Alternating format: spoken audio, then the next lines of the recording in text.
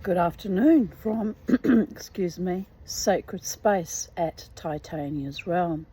The time is 2:01 p.m. on Saturday, the 22nd of November, 2025. I look like I've been crying because I've just had a massive sneezing fit and I'm still a bit congested. I don't know what brought that on, by the gods.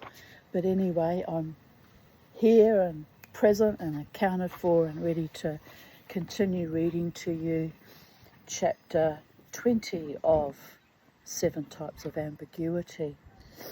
But before we get cracking on it, I just had the BB, the scrub turkey, come. I put seed out for the wild king parrot and his mate, the green. She's green and he's bright red.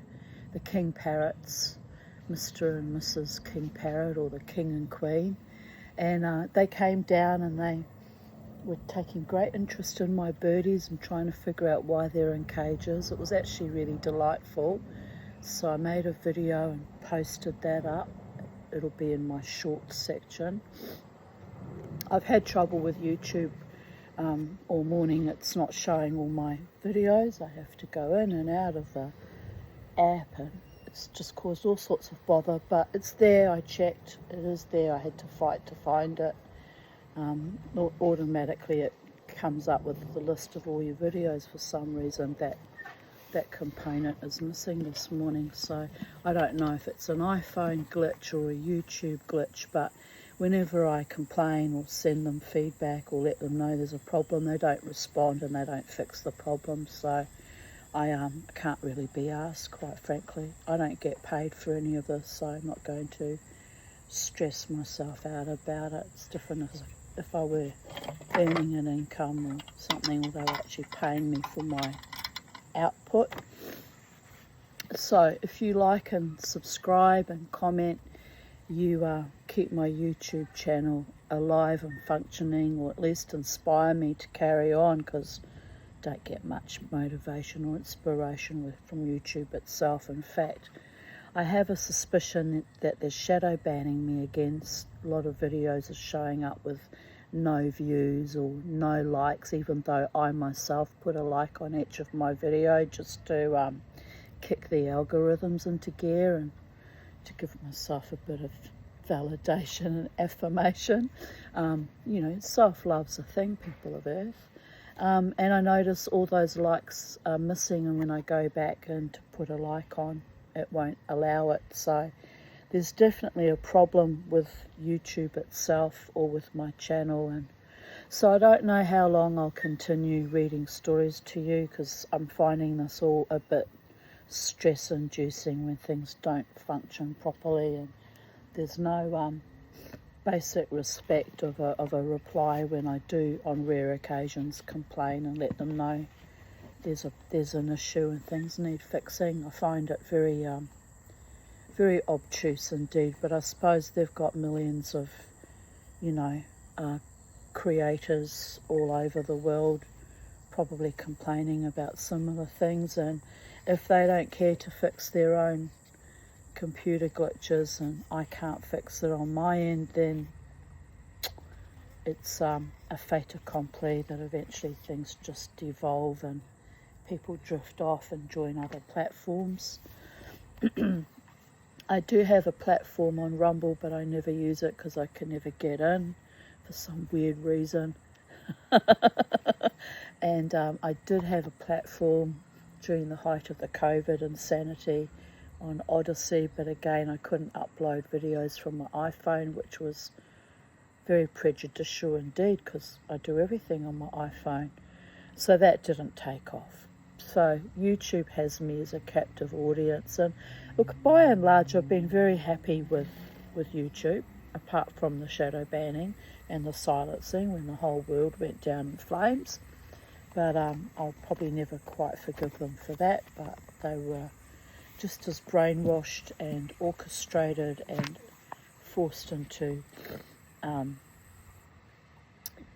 being compliant with draconian measures as the ordinary man, woman and child on the street. So, you know, I do comprehend that they were influenced by people who were evil and draconian and did not have humanity's safety as a first priority.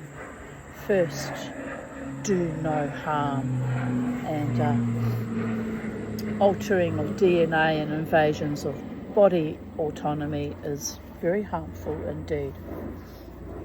Right, that's my opinion, and you don't have to agree with me, but I'll be sticking with that until the day I ultimately shuffle off this mortal coil.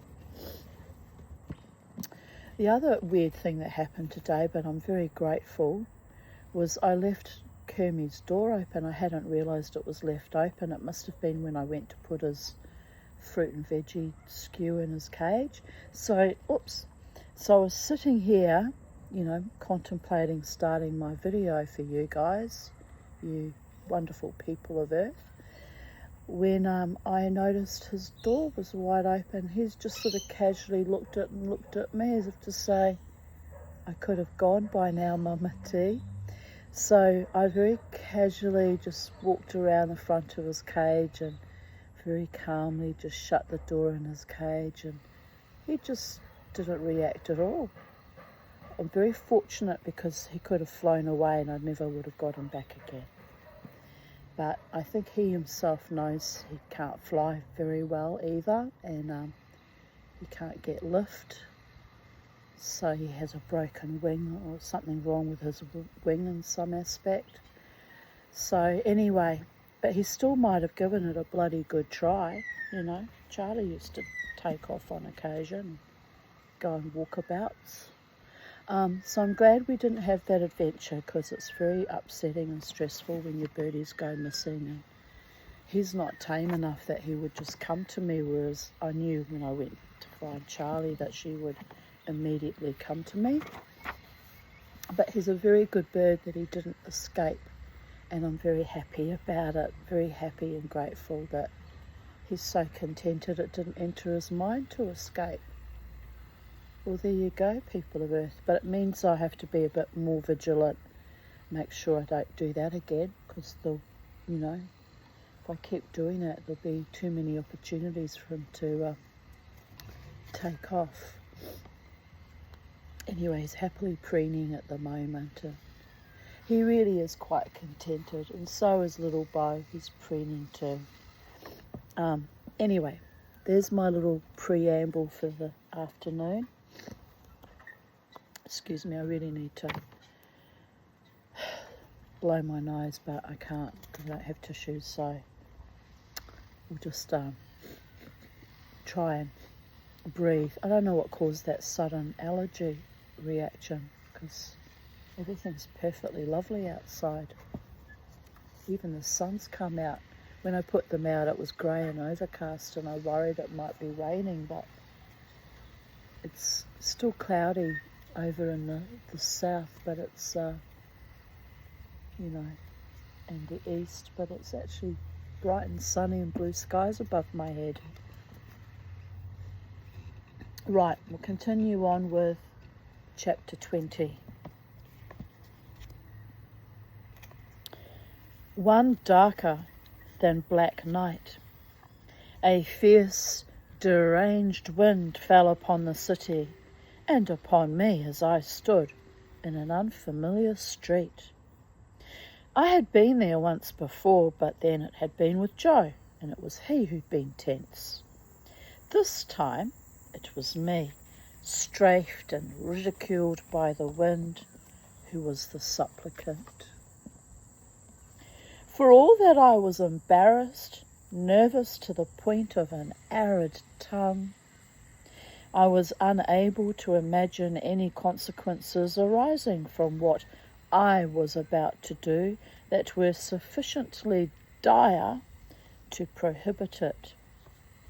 It would be a crash course in communication.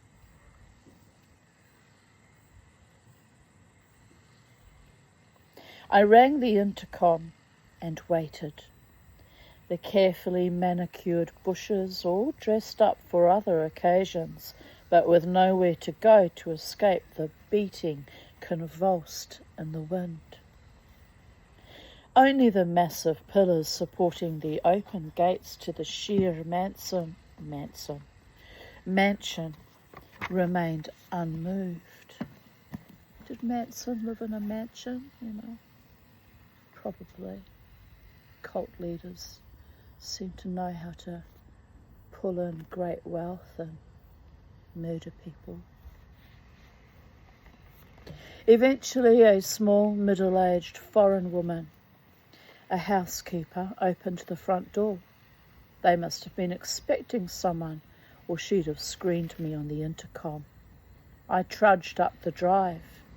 "Hello, my name is Anne Geraghty," I said, shivering and dishevelled. "I was wondering if I might have a few moments with Mr. Shear." "Sorry, what did you say your name was again?" "Mrs. Anna Geraghty." "Is he expecting you?" "No, not really.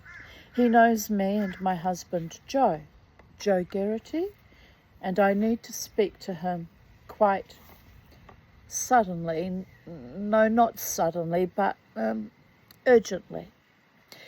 It's so terribly windy, isn't it?" "Mrs. Geraghty," I offered again. "Geraghty," she said, looking for the approbation I gave her immediately with a little smile of unearned gratitude. "Please, just a moment." The woman closed the door sufficiently to attach a chain to it. The sound of her footsteps attenuated with her retreat into the cavernous interior. After some minutes she returned, took the chain off the door and opened it. "This way, please, Mrs. Geraghty," she said, as she led me across the mottled white marble floor of the foyer into a private study slightly off to one side. I didn't remember seeing it on the perfunctory and perhaps obligatory tour of the house we had been given on our earlier visit. The room seemed very masculine to me, all wood panelling and leather chairs. In place of the usual photographs of children or grandchildren, there were plaques recognising the family's charitable works. "Mr. Shear will be with you shortly." True to his housekeeper's word, within 30 seconds, Donald Shear imposed himself on the room with all the weight of his wealth. My knees weakened.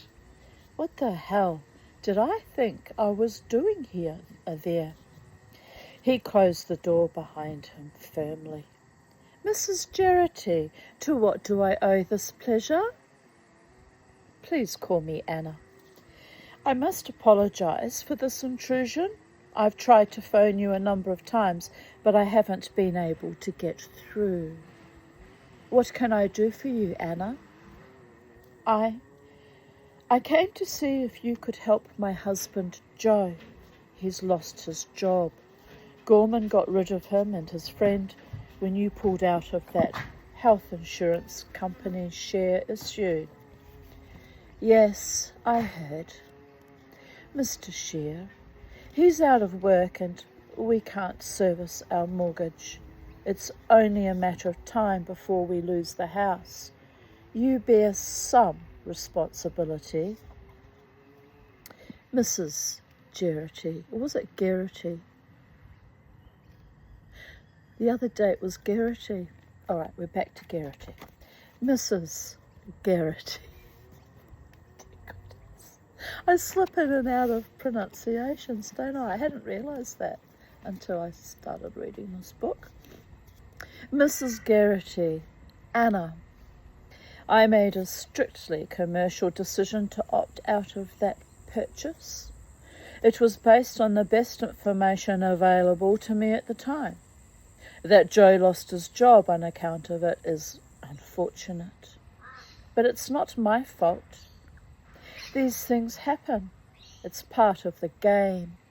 Joe's a good broker. One of the others will pick him up. Gorman had to do what he did, and so did I. There's nothing personal in any of it.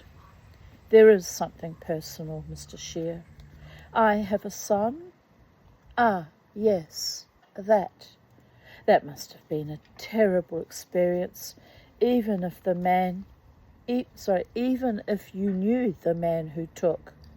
I knew him 10 years ago, not Mrs. Garrity. It's none of my business.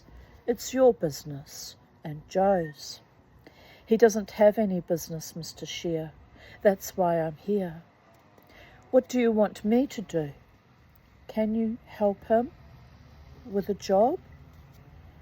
Anna, there'd be nothing I could say to Gorman that. I don't mean that. I'm not a stockbroker, Mrs. Garrity. I don't have any need to employ a dealer. I'm sorry, I can't help you.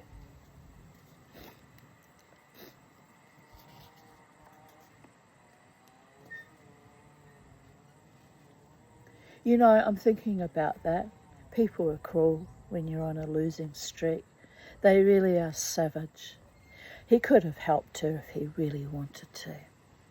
It's just, let that lie where that belongs, people of Earth.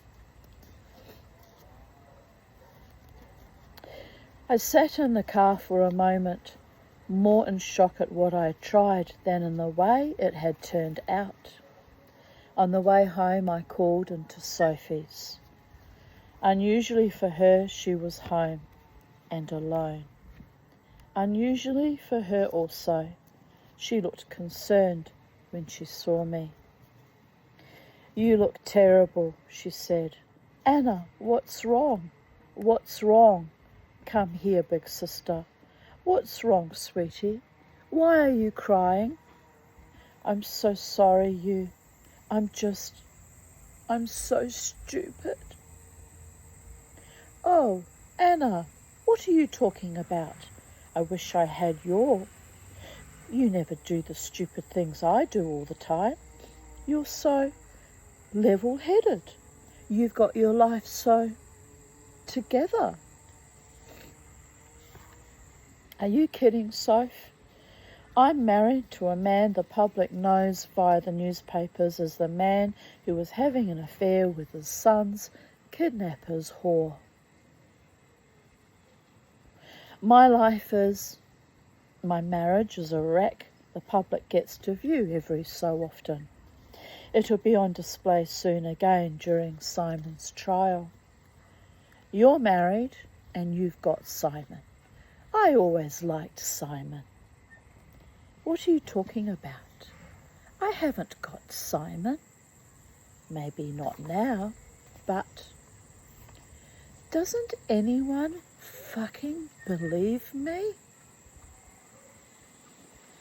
My family didn't believe that I hadn't been having an affair with Simon.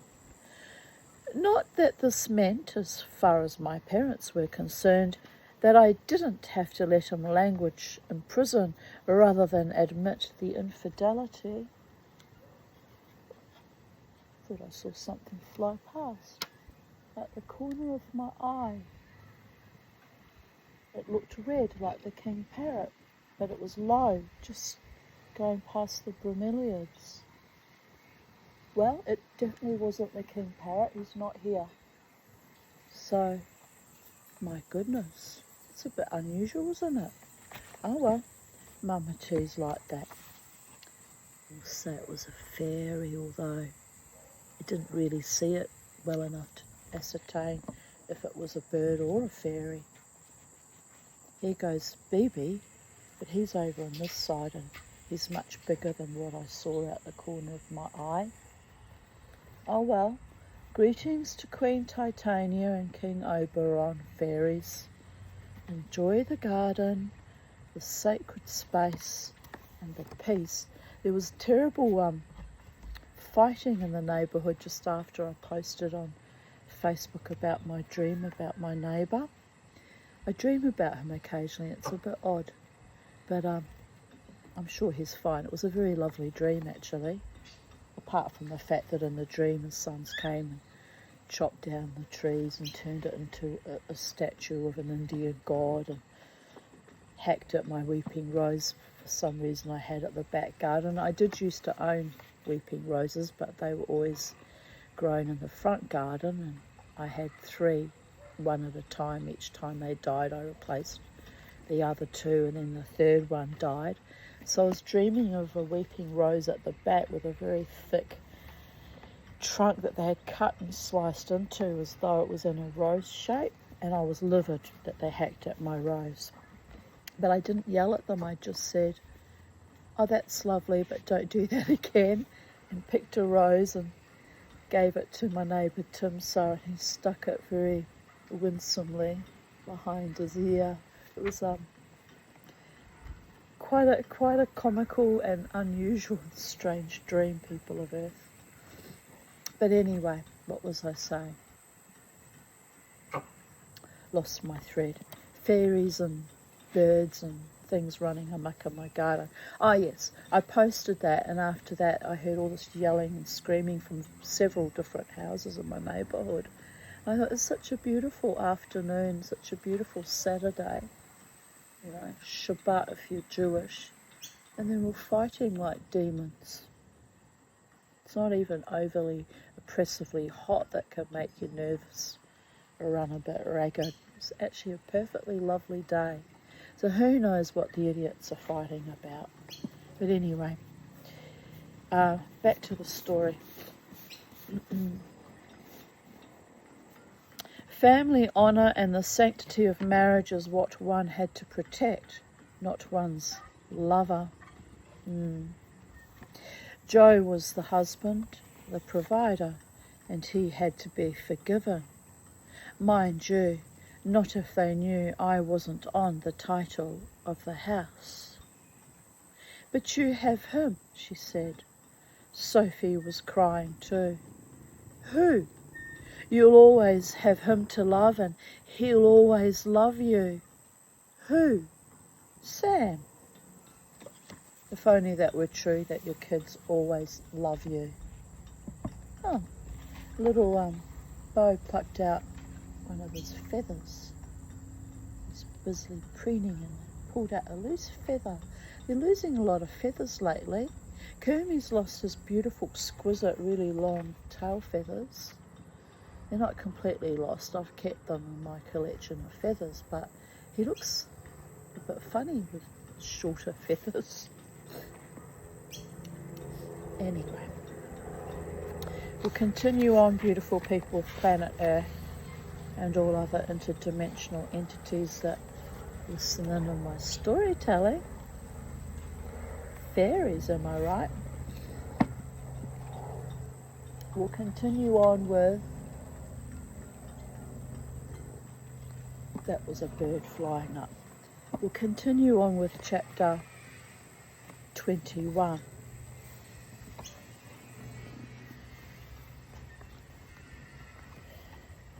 I was soon to be given cause to wonder yet again at Simon's luck to have so dogged an advocate as Dr. Klima. So dogged, I even contemplated threatening to complain to the police if he didn't stop phoning me. But I didn't. However irritating his persistence, he was too reasonable a man to threaten to set the dogs onto, and this time he was being even cleverer than usual.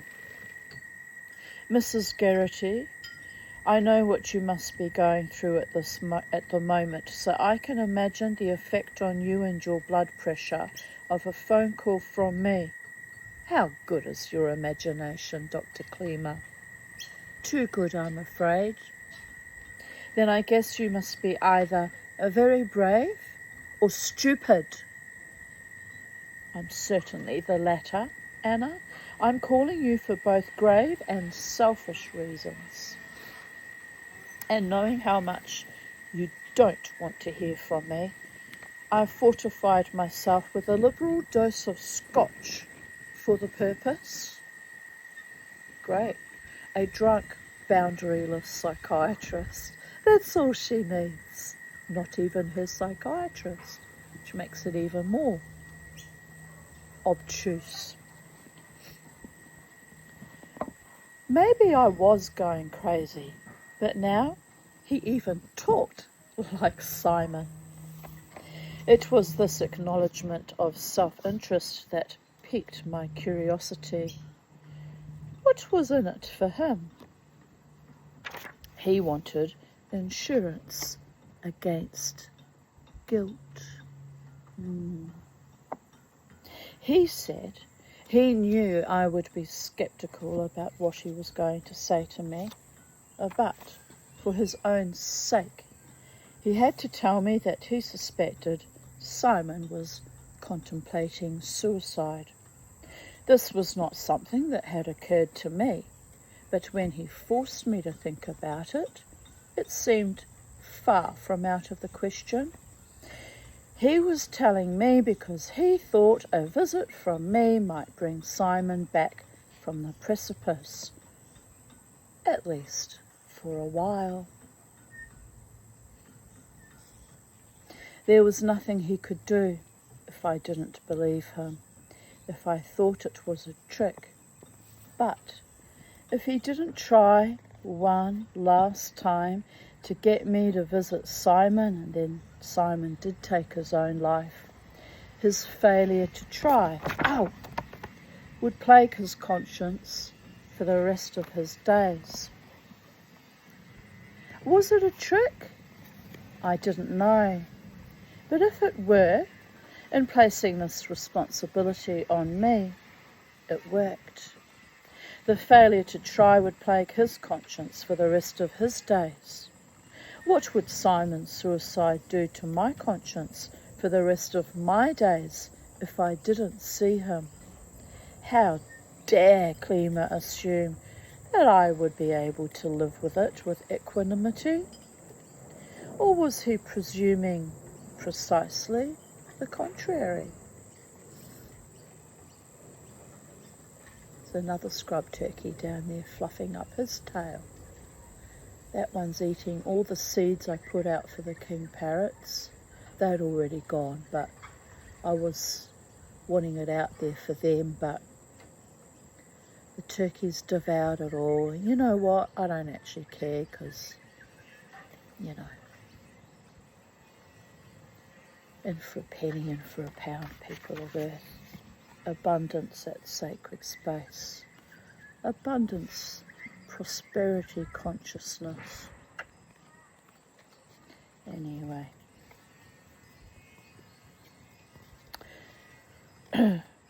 So tiring is the drive from my office in the city to Port Phillip Prison at Laverton that you barely register the manifest evil at the heart of the building's architecture when you get there.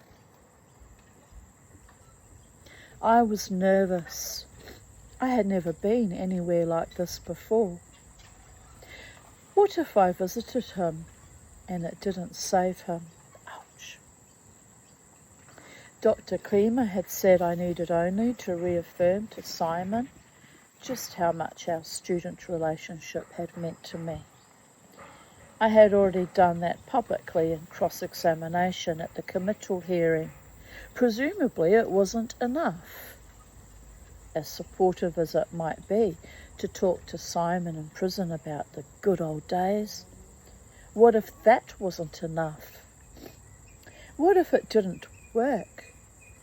Alex Klima's conscience might be clear, but what about mine? I could say the very words that lost him, or I could fail to say the precise words needed to save him. This was not my responsibility. It was Klima's. I wasn't his psychiatrist. I was his victim. I was just the one he said he loved, and I felt tricked. and angry. I'll be right back. I've got to blow my nose after all. It's getting too icky. I'll be back.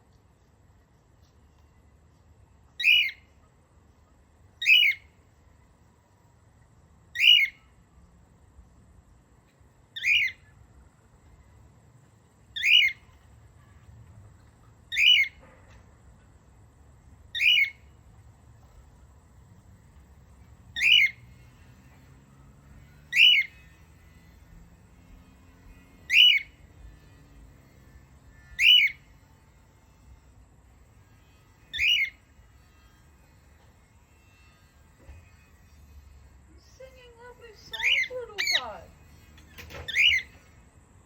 My little handsome boys.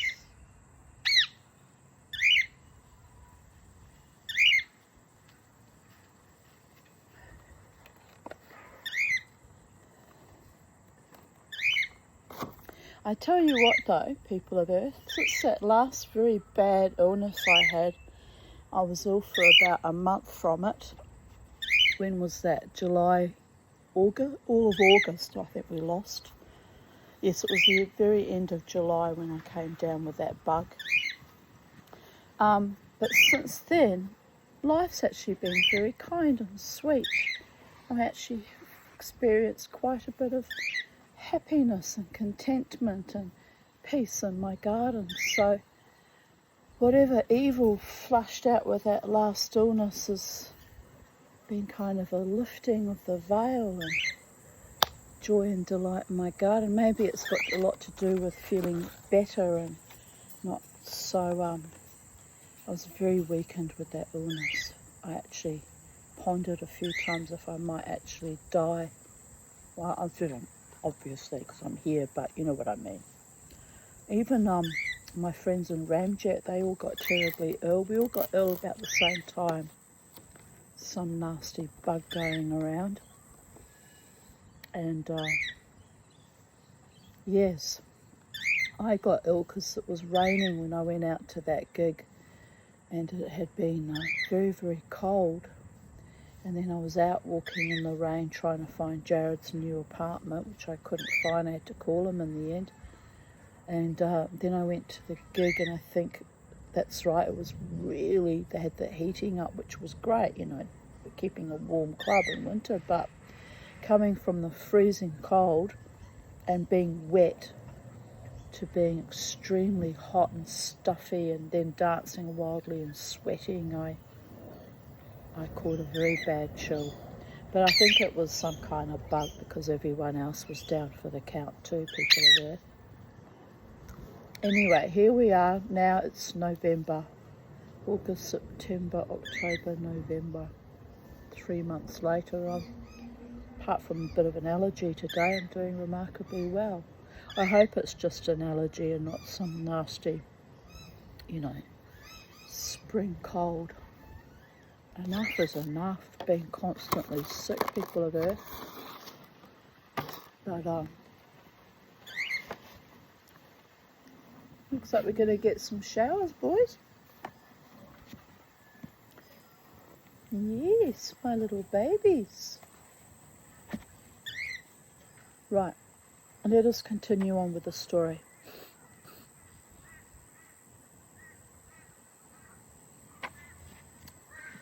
So she felt tricked and angry, and rightfully so. Already at reception, where you signed in, placed your belongings in your visitor's locker and were searched, there was a nauseating smell. It was like some kind of industrial detergent or disinfectant. I had smelled it before, but I couldn't place it. Schools always stink to high heaven. As soon as I go anywhere near a school, I immediately start heaving. Brings back dreadful trauma memories and that unmistakable stench. Ugh! I cannot ever be institutionalised, people of Earth. The smell of those types of places where lots of people were kept, mostly against their will, makes you want to vomit.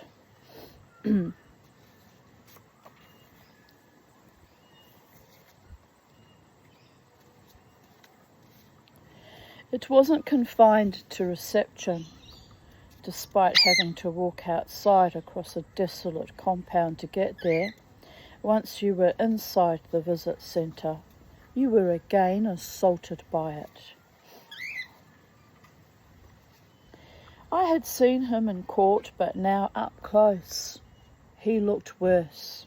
He wore a powder blue plastic uniform. It was like a one-piece bodysuit. The sound of plastic rubbing against plastic drowned the words that accompanied our handshake. He had to endure a cavity search before and after meeting me, he would tell me in passing. That's nice.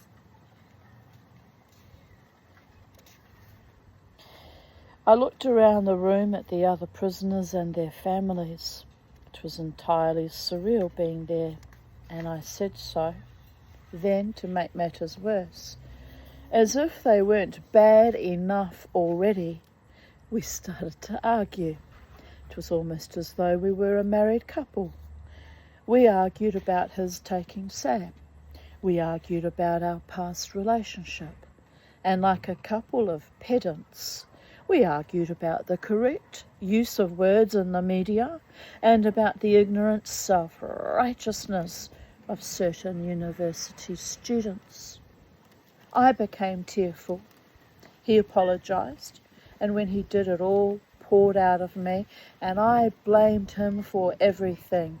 Things I didn't articulate, things he couldn't have known about. I even blamed him for the pain that must have driven his mother to visit us and talk to Joe. I did this not only because he had taken my son, or because he eerily knew so much about me, things like where I'd had my bracelet fixed. I did it in large part because he had apologised, and nobody else had done that.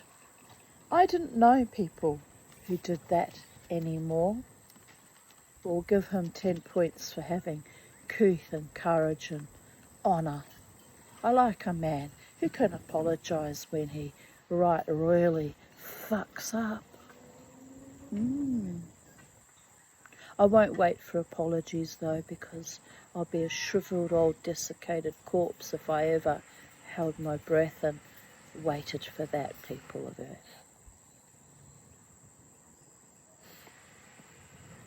We argued about Angelique. Her real name was Angela, and I didn't want her to have a real name. I told him how often and how well I used to think of him, that his reason had become a template for my worldview. This was true, but it was also true that it was a template, which for one reason or other I didn't use often enough. When we split up, I had felt liberated, free to observe the world and draw my own conclusions. Free hand, free to call upon the legacy of Simon's thinking, or not, as I saw fit. Having one's own mind and opinions and thoughts is very important, people of Earth.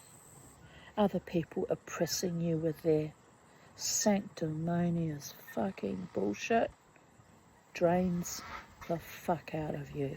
Ask me how I know. Anyway, in telling me, sorry,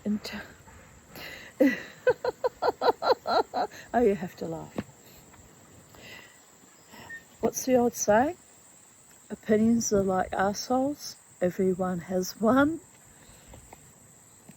In telling him that this had been the case right up until the day he befouled his standing with me by taking Sam, I was hurting him with the truth, which was an uncharacteristic way for me to hurt people. I don't think it's hurtful to speak the truth. It's the delivery and the words you choose to use and timing can be a bit bloody hurtful, but truth always, in my opinion, which means I have an asshole, always sets you free, people of Earth. Always. The more you tell the truth, the less you live in lies and deception, the better you function in life. You're not always liked, because liars don't like truth speakers. But you can live with yourself, and you know who your true friends and lovers are, because you know when they're always telling you the truth too. And you know when they stop telling you the truth and they turn rancid. And that's the good guidepost for knowing when a friendship or relationship has died, when they start existing in lies, people of Earth.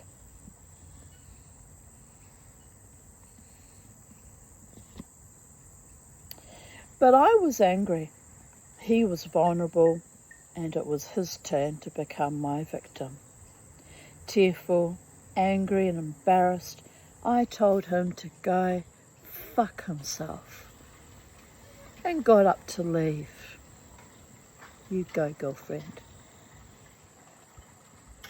I wanted to get out of there as fast as I could, to distance myself from the nauseating smell, the claustrophobia, the misery that dwelt in the visit centre.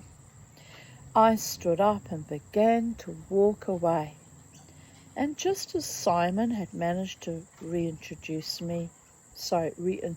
himself into my life, so with the same device did he get me to turn around and sit down again. The device was Sam. First, he disarmed me by owning to all manner of madness and irrelevance that I might want to impute to him as a person.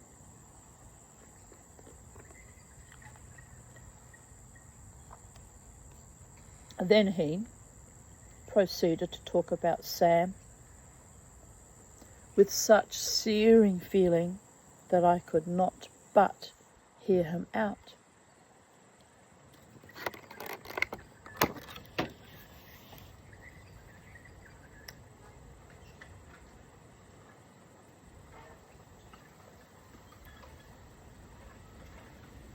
The weather's on the turn.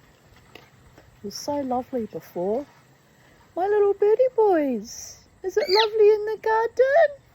What do you say? Kermie, what do you say? You happy to stay out in the garden? Yes. He's such a happy bird. Happy birdies. Do not assume the years of coldness between you and your husband, the nearly total absence of animated, amicable, adult interaction. Do not assume this leaves your son untouched. It's true. His eyes hadn't changed. Piercing, intelligent. He counted on you falling into them and not getting out.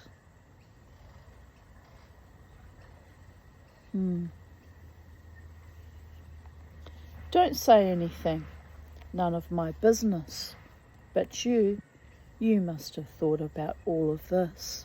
And Sam, what kind of man would you like him to become?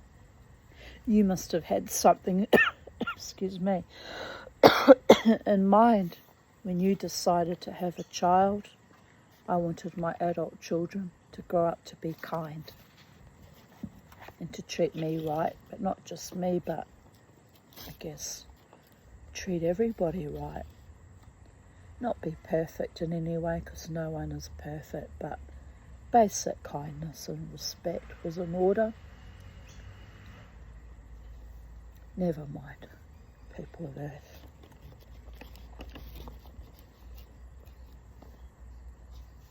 Well, I do mind. I mind very much, but there's nothing I can do about it, which is why I say never mind. Never, never, never.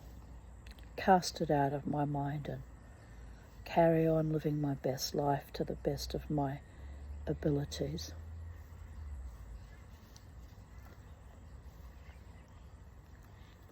The world has changed forever, and there's not a damn thing I can do about it, people of Earth. That is the reality.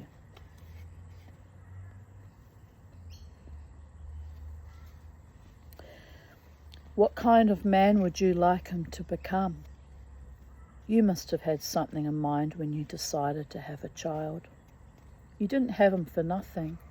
He's a human being, not a whim. Was it to have someone to look after you in old age, or was it simply to ensure the temporal extension of yourself in lieu of immortality? Or was it to have a friend, a real friend, in a not very friendly world? That was the plan. It really was. And to have grandchildren. I really wanted grandchildren one day. When that day arose, there was no opportunities anymore left for them to be able to gift me or anyone grandchildren. By the gods. Through no fault of their own. That's even more hurtful.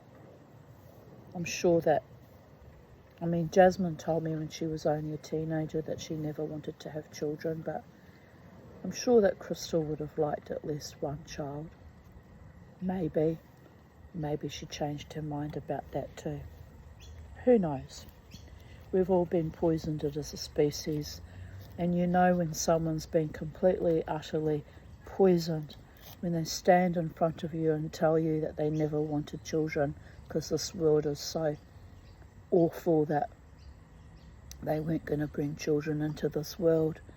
And I know then that they are selfish and not very forward thinking or future thinking, because to have a child is to set in motion continuity and the next generation and the next, and the hope that one of these generations we might simply just get this earth sorted out.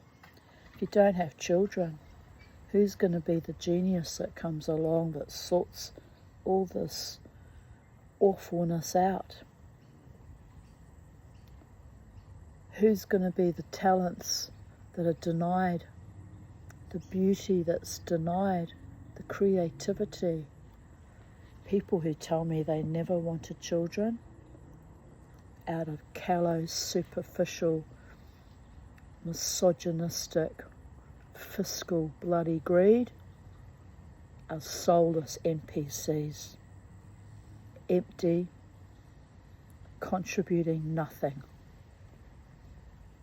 It's different if they were people who knew that they were, infertile or incapable of producing healthy live children, because that too happens to people. That's a different thing. That's a terrible, terrible grief. And, they might mask it by being cruel and saying, children are awful and no one should have them and I never wanted them. That's a terrible grief and a terrible masking. But you meet them, mostly young people out in the world, I'm never going to have children. And I think, good, evolution stops with you and your hatefulness and your inability to thrive. Those of us who bore children and put in the work of raising them, good, bad or indifferent, and did our level best and aspire to smile into the faces of our own grandchildren one day, we're the ones who deserve to have grandchildren, as we put in the effort, the time, the money and the emotional labour. To what end, people of Earth? To end up divorced even from our potential grandchildren. It's an evil beyond words, beyond worlds even. It's seeping fucking evil. But like I said, never mind. There's nothing I can do about it. As my eldest daughter quite rightly pointed out, I don't own her vagina and she has a choice over whether she brings forth life or not. Now, at 40, it's probably too late. But not necessarily so. Some women stay fertile up until 45. But it's risky and not really a safe or sensible activity, bringing forth life when you're a geriatric mother, as they call it in the fertility game, especially your first time being a mother.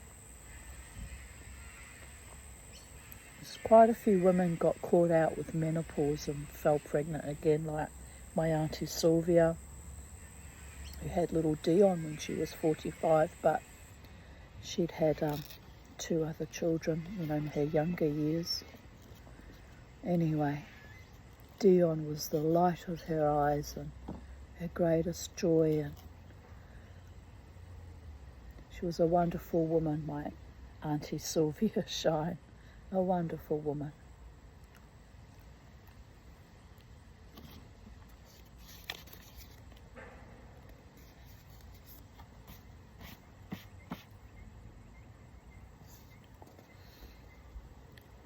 So how tragic it is when the distance between you and him is born and starts to grow. It is indeed. Watching that distance begin, even in their adolescence, knowing that this wasn't what you wanted for your children or your life or your world, not what you wanted at all, and you were powerless to change it. Jasmine was poisoned against me by her Serbian friend's parents, who thought that I was lazy because I was too ill to work and were judgmental and spoilt and superficial and, again, greedy and corrupt. Poisoned my child against me. That's where a lot of it began. That and another young friend I had back when I was living in Logan Lee, who competed me and wanted to fuck David Davidson. Wow. He had the it factor. I didn't care whether she fucked him or not at that stage, because I knew he was a lying, cheating, narcissistic, psychopathic asshole. But she also sat in my younger daughter's room for hours on end, poisoning her against me. I ran in there a few times. What's going on here? It crossed my mind that she might have even been a pedophile, so I used to check on them regularly. Anyway, nothing but ugliness was I exposed to, and my daughter's exposed to in that vein, I guess. Me being overprotective and people who worm-tongued my own blood against me.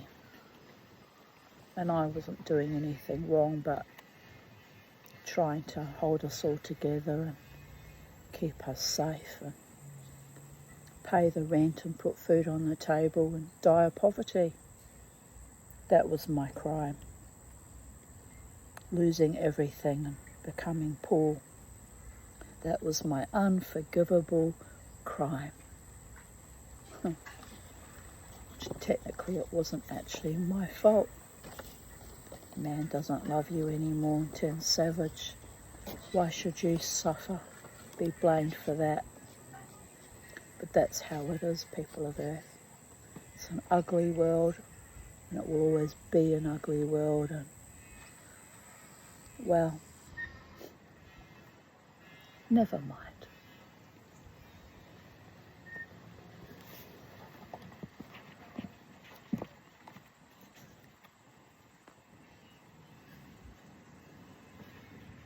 You even see in the story the bloodletting from her Italian father when she asked him for help. Be a better lover to your husband. Keep him interested. Stay in a marriage. Why would you prostitute yourself to stay in a dead marriage with a man who's dishonouring and untrustworthy and putrescent? But that's what they think. You should use your vagine to hold on to a man no matter what, just to keep a roof over your head, when you'd already sold her house out from under her by not putting her on the title. They're utterly shameless, victim blaming and gaslighting and perverted and evil. Her own father,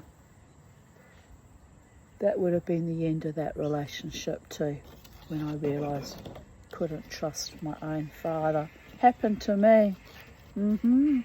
It happened to me too. Bastards. But anyway,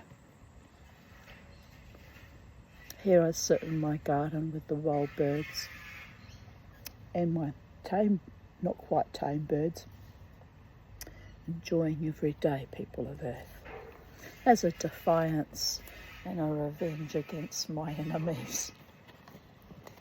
Fuck them.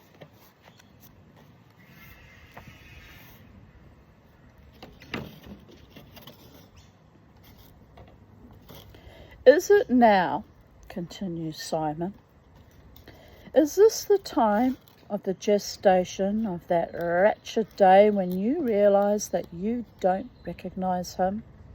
How did your little boy become this man? He's grown cold, sullen, disaffected. At first it was an act, a pose in early adolescence, a defence, a barrier against the world. Now he really is alienated. Does he ever feel anything deeply, strongly? And would you know if he did? You can't remember the last time he thought of you without being begged, bribed, or threatened. He's innately bright, but nothing and no one ever fostered his intellect or even his curiosity.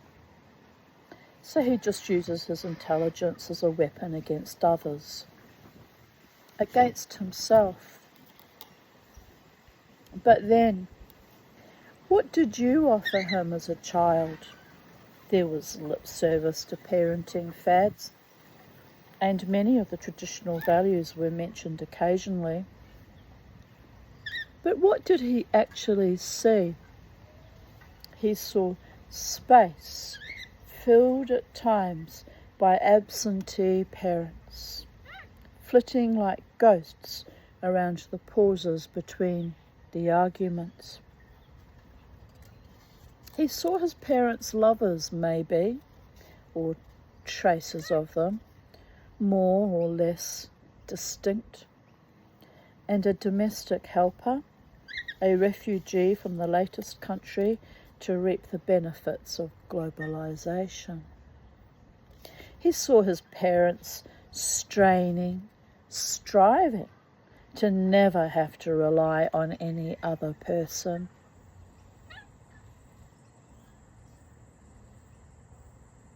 He would have deduced that it was because grown-ups had figured out that it was a cold and lonely place out there, that each of us was on our own, and that no one but a fool ever genuinely did anything for anyone without expecting something in return.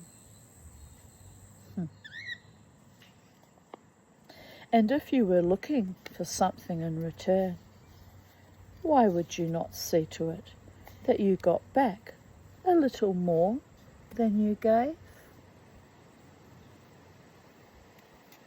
So now you're telling me how to save my son? I've saved him once already. What are you talking about? Anna, he was drowning once. What? In your backyard swimming pool. He fell in wearing his school clothes. It was a hot summer day. I was there. I pulled him out. He was panicking. I gave him... Yes, that's right. Your psychiatrist told me about this. He said you'd tell me this. I don't believe you. Ask him. Ask him, Anna. Ask Sam about the time the gardener rescued him from the pool. He was frightened. He'll remember. How come I didn't know about this? I don't know. He dried off in the sun before you came home. Your housekeeper missed it. Joe wasn't home. I won't be there to rescue him next time. Maybe you'll save him. You can save him now. This was vintage Simon. I left the visit centre and walked back across the compound to reception and the car park, shell-shocked by what he'd said and blind to my surroundings. I sat in the car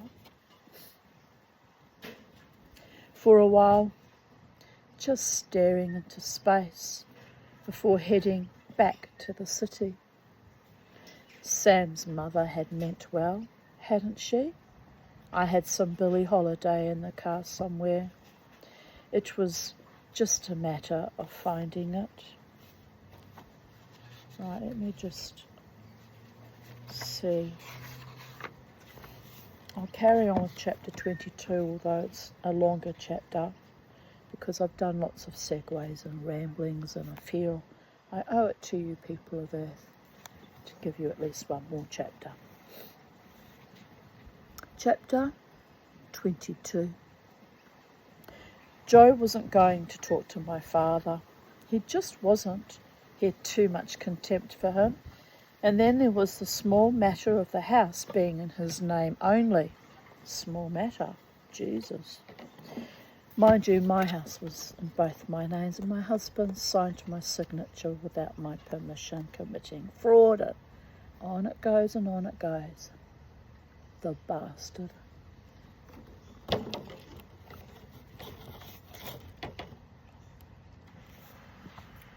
The courts let him get away with it, by the way, because they were bastards too.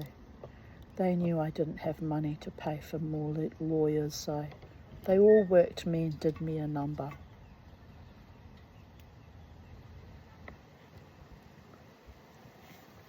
Monstrous it was.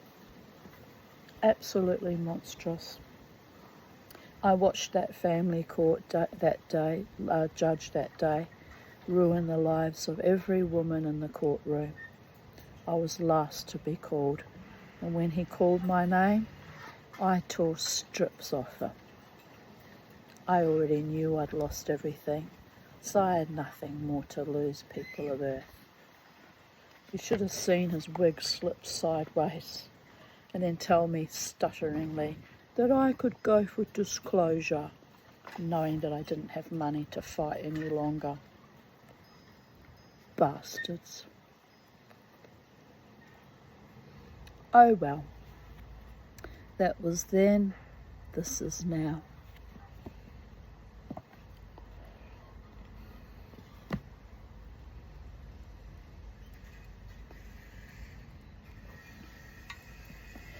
What if my father wanted to look at the title? He's too embarrassed to talk to you now. He feels so demeaned being unemployed Wait till he gets a job. He'll talk to you then. He'll get one soon. I know he will. I lied to my father when I went to see him. The thing is, we need help now. I was crying. It wasn't an act. I was terrified of losing the house. It wasn't altruism either.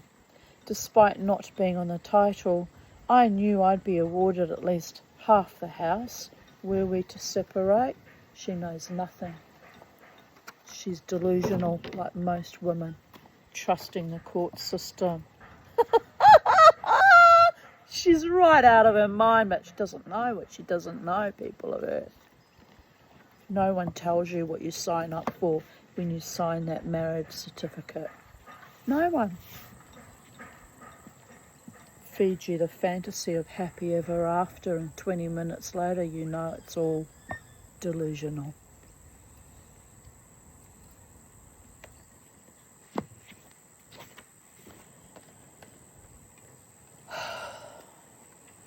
To take a few breaths. It's amazing I can breathe at all. I literally had the breath stolen out from under me more than a few times. Choked out of me.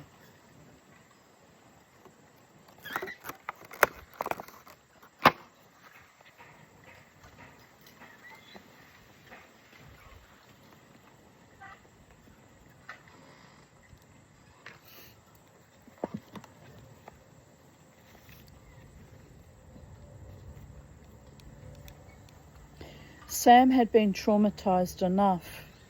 I didn't want him to have to move. I was very sad about that too, my kids having to lose their home. It's an awful thing for children when your parents are already destabilised to then lose your homes. My father had transferred funds from an investment account into his cheque account in anticipation of what he thought was his impending talk with Joe, a talk I knew was never going to happen. I came home with a cheque for $100,000. It was Joe my father wanted to lambast, not me. My first girlfriend, Joe said, my first real one, you know, the first one you're really stuck on, that you never forget, the one you never really get over. Her name was Kirsten. She was all right, and I was all right too, back then. You should have seen me. I was king of the whole damn school and everything.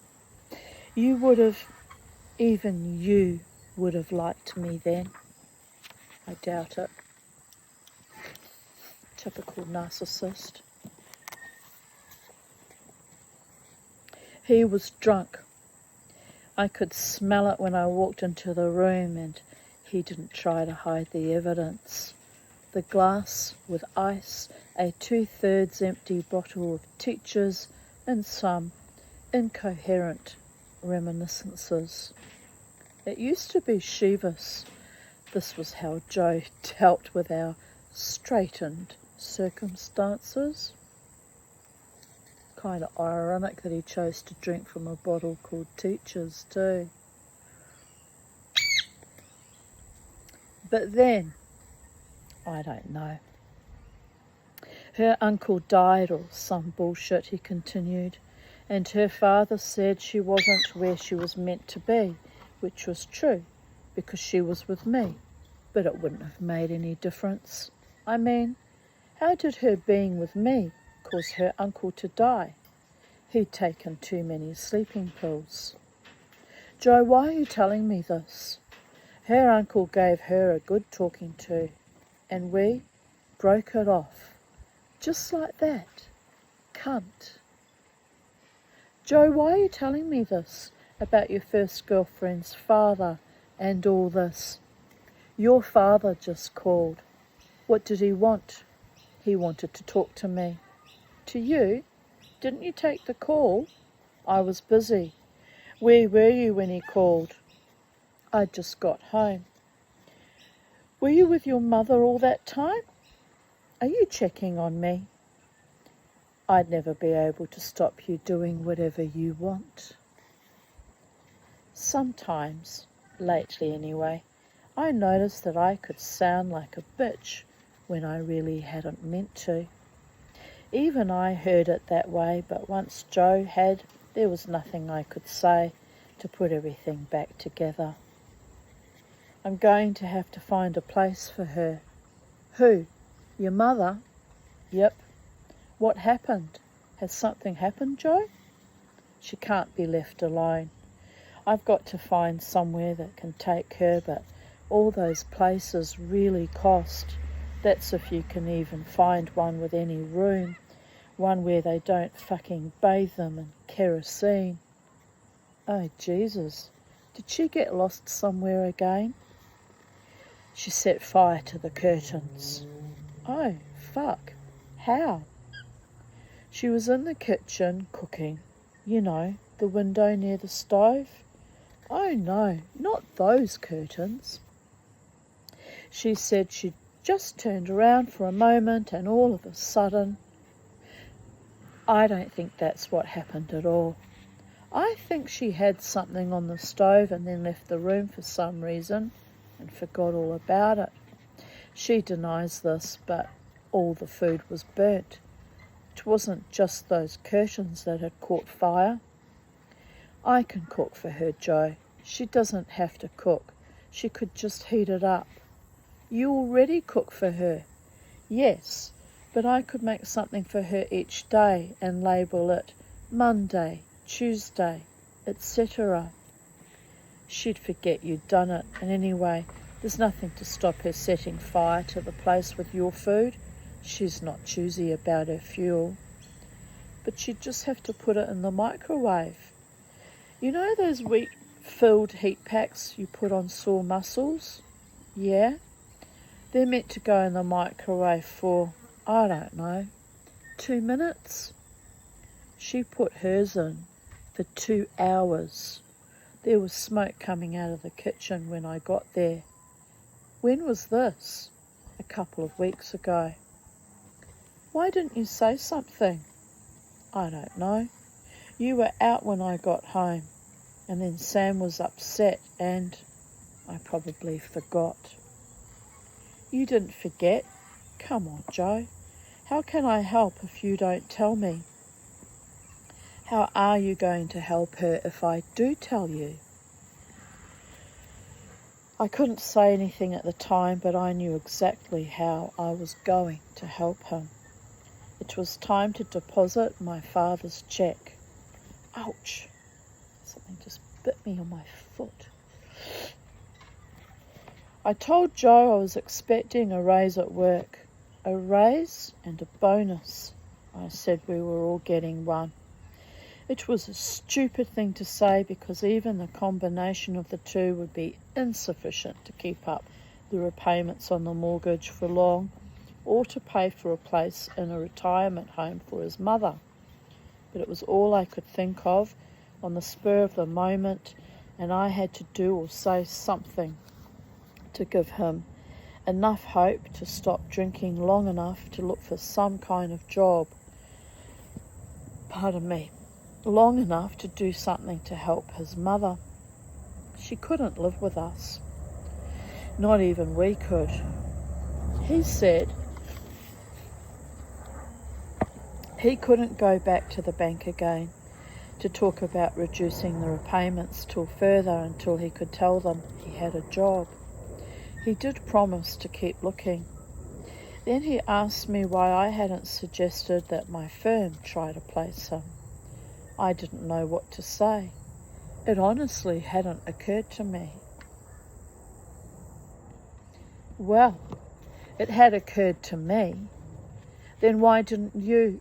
You should have said. Don't give me that. I know why you didn't suggest it. He was right to be angry about this. I didn't have an answer for him, not one that would placate him. Come on, Joe. Do you really think I'd rather lose the house than risk the embarrassment of my colleagues knowing you were out of work? People were losing their jobs all over the place. I see it every day. But that wasn't the embarrassment he was referring to, and both of us knew it. I'm sorry. I'll think of someone suitable and I'll set up an appointment for you as soon as possible. Jesus, it's not like they don't owe me a favour. And I'm not anyone's favour. I didn't mean it like that. You know how many hours I've put into that place, and I just meant they don't appreciate me, not for the work I do. But they're giving you a raise, right? And a bonus? Yes, they are. They are, but they're giving it to everyone. We agreed that in the meantime, he would keep the appointments he'd made for job interviews. He was also to take his mother to look at retirement homes. I told him not to worry about the cost.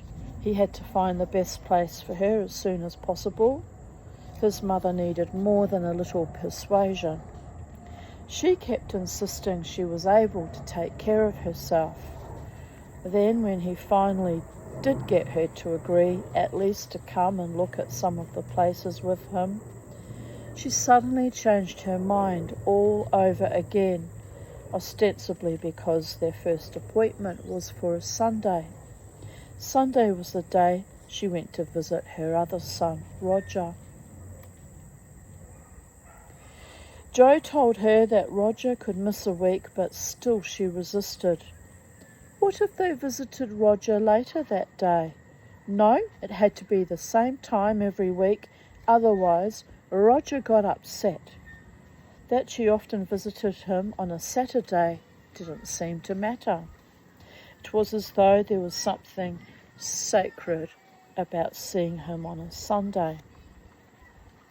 Both Joe and I had our final appointments with Simon's prosecutor in the coming week. I got Joe's mother to agree to look at the retirement home with Joe on the Sunday. I offered to visit Roger myself at the regular time in her place. She had wanted me to take Sam along, but I went alone.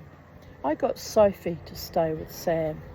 She had said he was the only thing that could get her up before noon on a Sunday.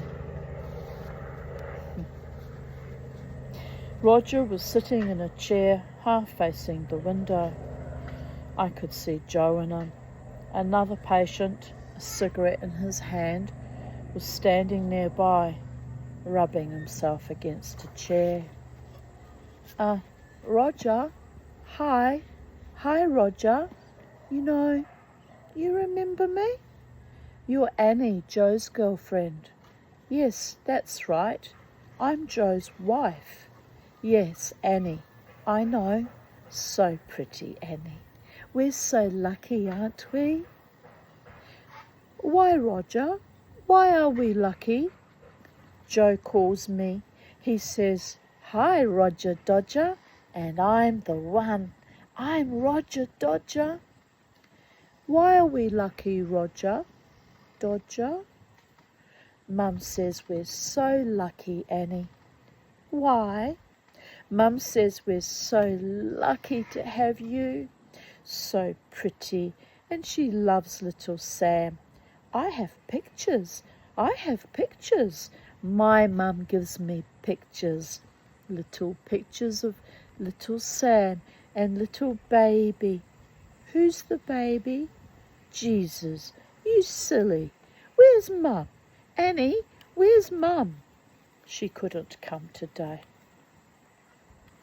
Joe managed to find a place that his mother seemed to like, at least at the time she saw it. There was a vacancy, but they had 2 other people who were interested. They wanted $20,000 in advance. He promised them he would be back the next morning with the money. I went to the bank that afternoon and deposited my father's cheque. Back home I wrote one of my own for $20,000 made out to the retirement home and gave it to Joe. Jesus, it's not sustainable. they can't pay their mortgage, how are they going to pay for his mother's retirement home? I would have had a complete meltdown. It's impossible, people of Earth. Utterly impossible. They're really living in some kind of fairyland where they think they can somehow pull the money out like a magic carpet from nowhere, and that's not how the real world works most of the time. I mean, I've had a lot of help over the years from very dear friends who sponsored me and patronised me in a way. Patron as in acting as my patrons. One bought me the lovely air conditioner, and someone else, possibly the same person because it was bought anonymously, bought me a washing machine.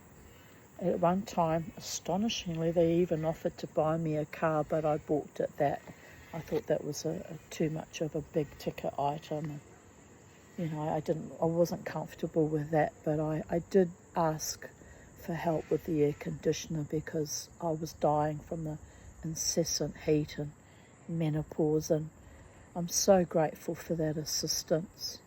And that person even gave me a upgraded laptop, and they put food in my fridge many times, and they helped me a lot. And prior to that lovely person, I had help over the years from time to time with a bit of money here and there from my Jewish community when I was utterly destitute. But I'm grateful for all of it. I had a lot of help from my friend Lynn too over the years, and I am grateful. But when you're dependent on other people for your mere survival, it's soul depleting and wears a bit thin after a while, and ultimately they distance themselves because they think you're some kind of loser, or worse, they start treating you like you're some kind of loser. And that I can't tolerate, people of Earth. I'd rather die than be treated like some kind of verminous loser. And I failed at dying. I failed at dying 16 times. I even failed at my suicide attempt. So here I am, carrying on, living my best life, trying to, contribute where I can in my small and unique and quirky ways, with my dancing and with my storytelling on YouTube, and struggling often as I do, but by the gods. Anyway,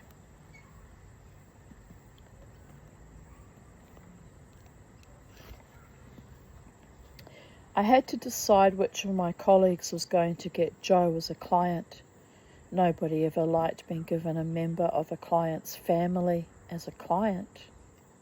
Of a colleague's family as a client. It put extra pressure on you. It was like having someone from the firm watch you while you worked and then report on you. And, worst of all, the consequences of the job placement would come back to you in installments 5 days a week after that.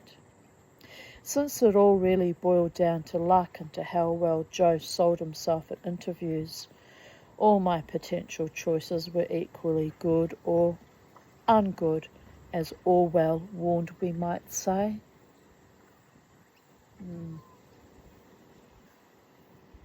Changing of our language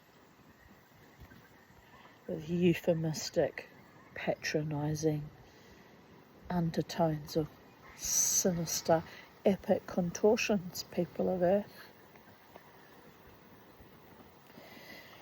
So I decided to set him up while I still had authority over her with the young communications graduate. My father was still waiting to hear from Joe. That he'd given me a cheque for the amount we needed urgently had not lessened his determination to, as he put it, make Joe learn the hard way. Joe and his part wasn't going anywhere near him. Fortunately, My father wasn't home when I dropped in to see them that evening. Had he been, he would have started on me about not hearing from Joe. My mother would have tried to calm him down, but ultimately she would have backed off when he told her to. She did as she was told. That's how their marriage worked. That's how it had worked for decades. Talking over coffee about Sophie's biological clock, as my mother was wont to do, I asked her why they hadn't had more children. She said she hadn't wanted more, although my father had. He had wanted a son. But you had to have slept together more than twice. That's not a subject for mother and daughter. Mum, what are you telling me? I'm not telling you anything. You've been a practicing Catholic all your life, haven't you? Of course I have. So then, Anna, there are ways to not get pregnant. It was a trade-off. You get used to it. My father's unexpectedly early return home saved my mother's face from reddening further, but it did nothing for mine. So where's Joe? He has to come and talk to me like a man. Why don't he come, Anna? I give you the cheque. Why don't he come? He was getting angrier by the word. Stupidly, I tried to mollify him with the truth. Dad, he's ashamed to talk to you. I know all that. I know he don't have a job, but he has to be a man. Yes, but there are things you don't know. Things he's embarrassed about. What things? Well, the title, you see. The title? There's a mortgage? I know all that. Yes, but I'm not on it. That's what he's... What?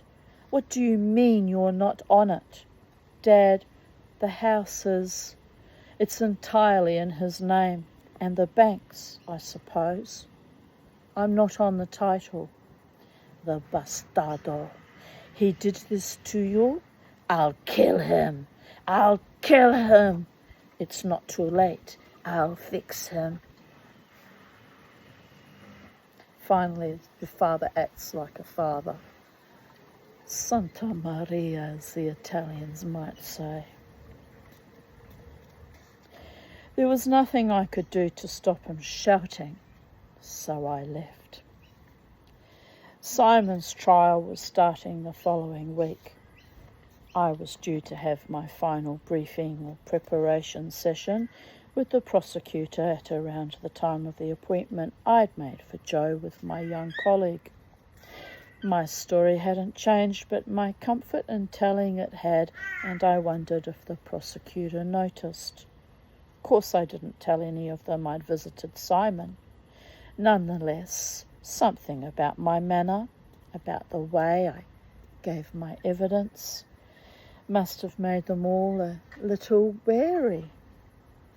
Mr. Henshaw reminded me about Miss Sirkin's cross-examination at the committal hearing. Little Bo sleeping. Gave a little tweet and snoozing away. Are you a sleepy birdie, Bo? Are you my only Bo now? No, because we've got Kermie. I've got 2 bows instead of 1. Hustle, hustle, people of Earth. Oh, you have to laugh. They're the best kind of bows to have. Don't try and use you, abuse you, fuck you over, or even try and fuck you. Love you no matter what, just because you look after them and treat them with kindness. And it's sweet. They're very sweet.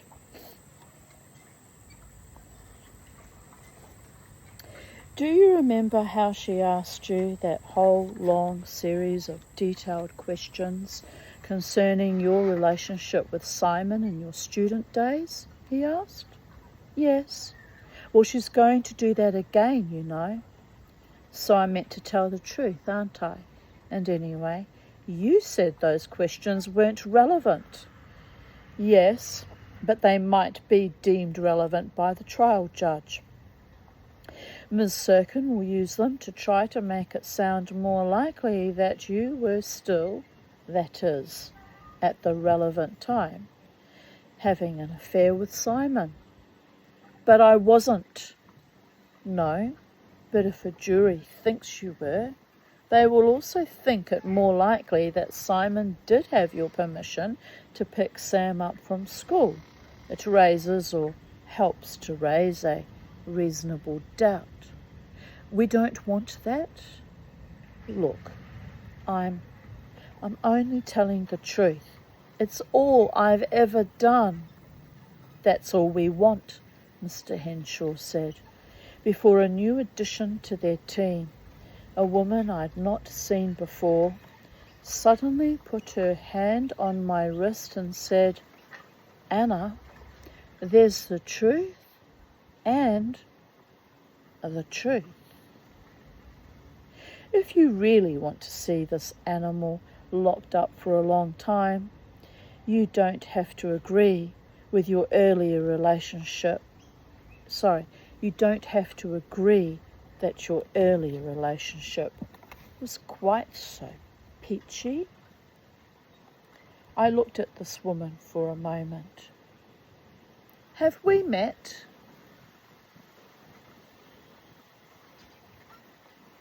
And thus concludes chapter 22, and I'll be back tomorrow with chapter 23.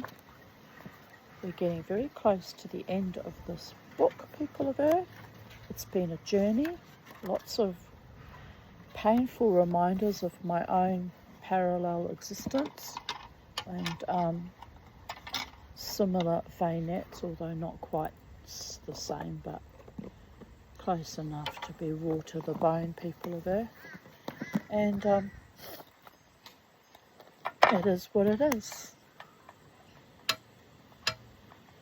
CERN smashing all the particles together, interfering with our dimensions, has caused lots of quirky deja vu and synchronicities, and the poisoning of my species, and the obfuscation of roles, and the dereliction of duties, and the undermining of ordinary reality as we used to know it, and now we have to survive the unreality of reality, the surreality.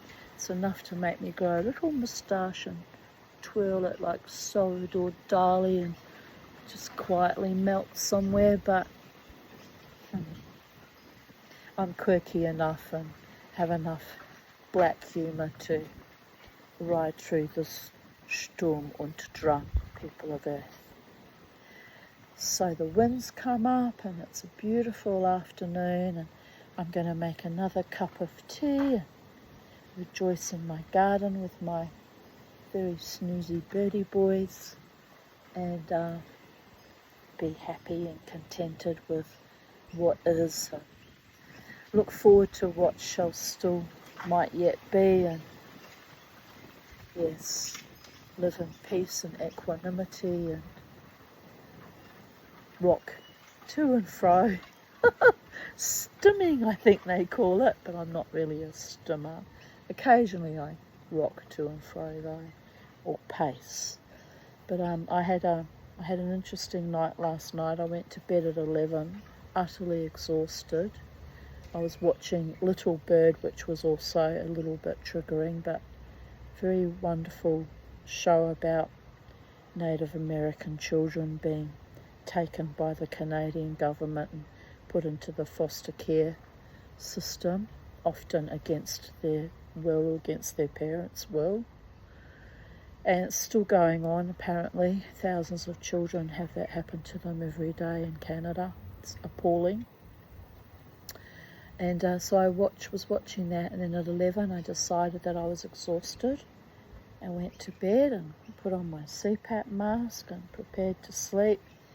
And I drifted off for a little while, but I was awake every hour needing to pee, and this went on until 3 a.m, so 4 hours of struggling to sleep and needing to pee hourly, and then my brain came online. I call it going online. It was just like bing, and my brain, it felt like a ginormous bell that you could just strike one side of it and it would have responded appropriately. It was almost, it was very unusual. I sometimes call it, my brain was so on fire, I could have struck a match and set it on fire. It was just so stimulated, and I even got up and had, each time I peed, got up and had some,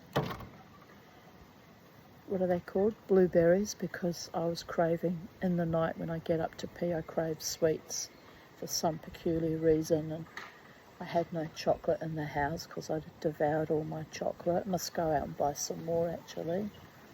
So I had a really healthy sweet treat with the blueberries that were cold out of the fridge and settled me somewhat. Maybe that contributed to my brain being so clear and resonant.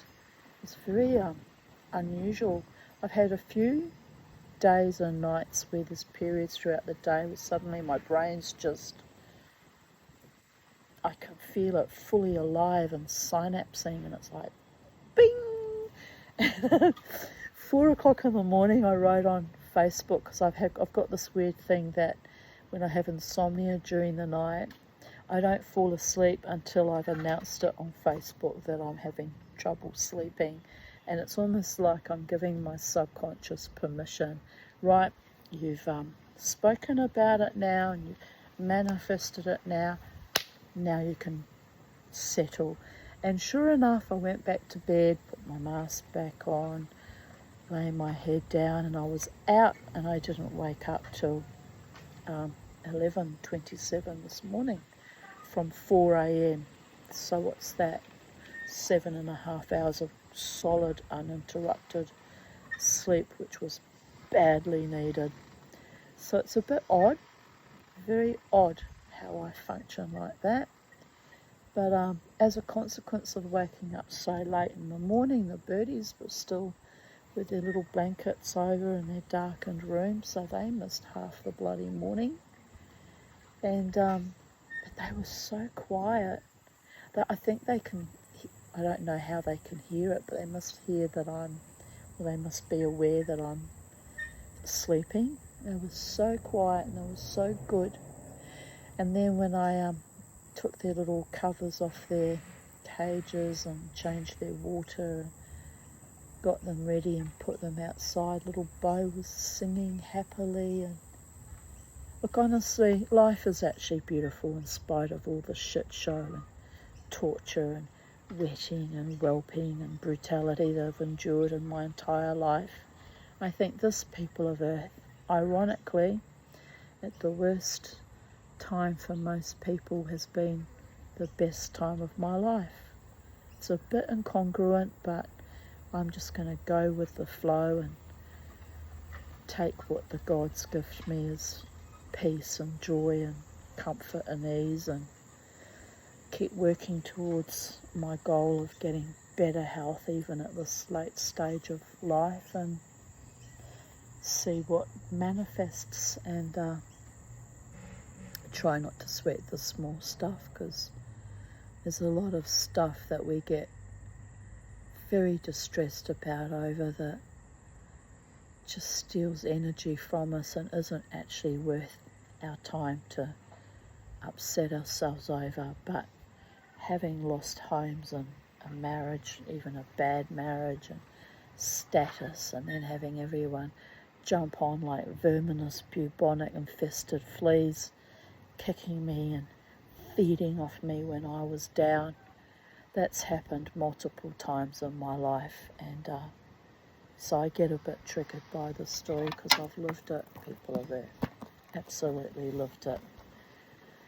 So yes, I'm grateful for yet another lovely day, and this beautiful breeze that's blowing through my garden, and the quiet. It's quite wonderful. So bye for now. Love to you all, and remember as always to never ever let the bastards grind you, me, us, down.